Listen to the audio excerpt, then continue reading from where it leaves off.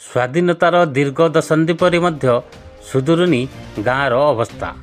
ରାସ୍ତା ପାଲଟିଛି ମରଣ ଯନ୍ତା।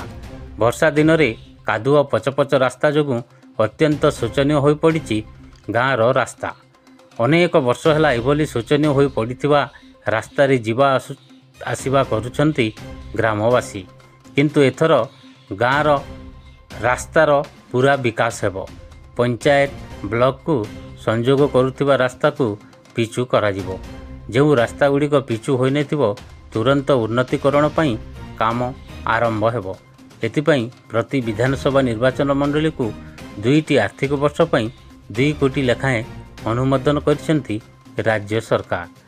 ଗ୍ରାମାଞ୍ଚଳରେ ଥିବା 142ଟି ନିର୍ବାଚନ ମଣ୍ଡଳୀକୁ ଏହି ସ୍ୱତନ୍ତ୍ର ପାଣ୍ଠି ମିଳିବ। ପ୍ରଥମ ବର୍ଷ ପାଣ୍ଠିରେ 20ଟି ରାସ୍ତାର ନବୀକରଣ କରାଯିବ। ରାସ୍ତା ନବୀକରଣ ପାଇଁ ସର୍ବନିମ୍ନ 5 ଲକ୍ଷ ଲେଖାଏଁ ଏଷ୍ଟିମେଟ୍ କରିବାକୁ ଗ୍ରାମ୍ୟ ଉନ୍ନୟନ ବିଭାଗ ନିଷ୍ପତ୍ତି ନେଇଛି।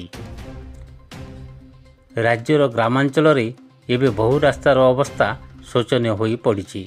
ରାଜ୍ୟ ସରକାର ଗମନାଗମନକୁ ଗୁରୁତ୍ୱ ଦେଉଥିବା ବେଳେ ଗ୍ରାମାଞ୍ଚଳର ଜନସାଧାରଣଙ୍କ ପାଇଁ ପିଚୁ ରାସ୍ତା କରିବାକୁ ଅଣ୍ଟା ଭିଡ଼ିଛନ୍ତି।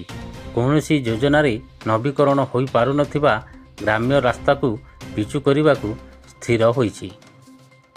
ତେବେ PMGSY ମୁଖ୍ୟମନ୍ତ୍ରୀ ସଡ଼କ ଯୋଜନା କିମ୍ବା ଅନ୍ୟ କୌଣସି ରାଜ୍ୟ ଯୋଜନାରେ ନିର୍ମିତ ରାସ୍ତାର ଯଦି 5 ବର୍ଷ ରକ୍ଷଣାବେକ୍ଷଣ ଅବଧି ଥିବ ତେବେ ଏଥିରେ ଅନ୍ତର୍ଭୁକ୍ତ ହୋଇପାରିବ ନାହିଁ।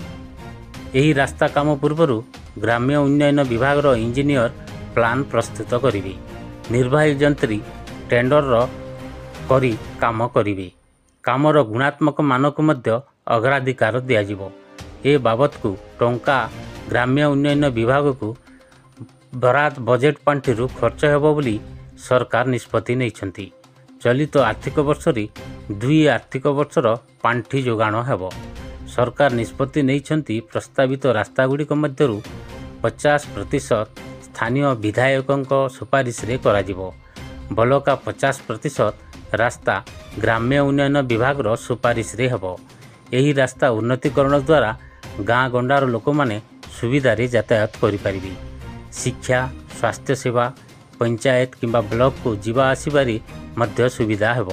ଏହାଦ୍ୱାରା ଗ୍ରାମାଞ୍ଚଳ ଲୋକମାନଙ୍କ ସାମାଜିକ ଓ ଆର୍ଥିକ ବିକାଶ ହୋଇପାରିବ।